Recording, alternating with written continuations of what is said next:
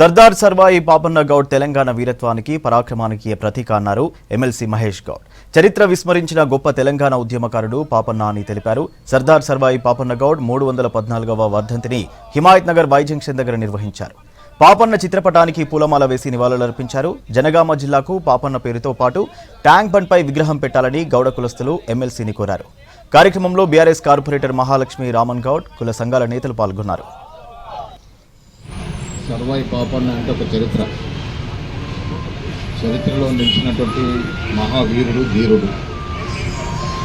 వారు మన సమాజంలో జన్మించడానికి మనందరూ కూడా గర్వకారణం.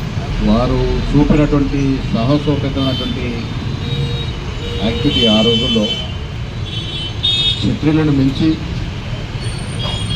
ఆయన యుద్ధ సాహసం కానీ, యుద్ధ తీరు కానీ, ఆఖరికి గోల్కొండ గడిని కైవసం చేసుకున్న తీరు కానీ, ఇవన్నీ కూడా ఆయన రక్తంలో ఉన్నటువంటి సాహస కణాలకి నిదర్శనం.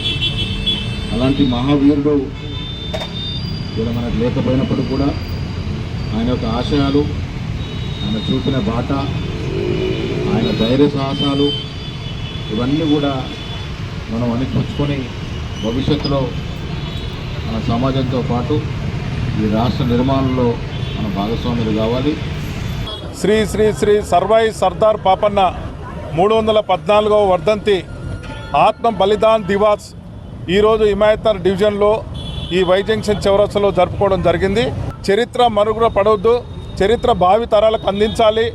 మహనీయుల యొక్క వర్ధంతులు, జయంతులు కూడా జరుపుకొని వాళ్ళ యొక్క చేసినటువంటి మంచి పనులను ఇప్పుడున్న జనరేషన్కి అందించాలనే ఉద్దేశంతోన ఎప్పుడు కూడా సమాజంలో ఇలాంటి కార్యక్రమాలు జరుగుతూ ఉండాలి.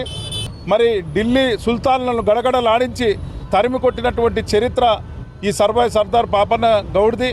ఆనాడు బడుగు బలహీన వర్గాల ప్రజలందరూ కూడా ఎన్నో ఇబ్బందులకు గురవుతుంటే అది చూడలేక, తట్టుకోలేక మరి ఆయన ఉద్యమం చేసి ఈరోజు ఇంత టెక్నాలజీ ఉన్న చేయాలంటే ఎంతో ఆలోచిస్తూ ఆ రోజుల్లో ఏం లేని టైంలో కూడా ఒక దండు కట్టుకొని ఆయన ఏ రకంగా పోరాటం చేసిండో ఈనాటి తరాలకు మరి అది స్ఫూర్తిదాయకము.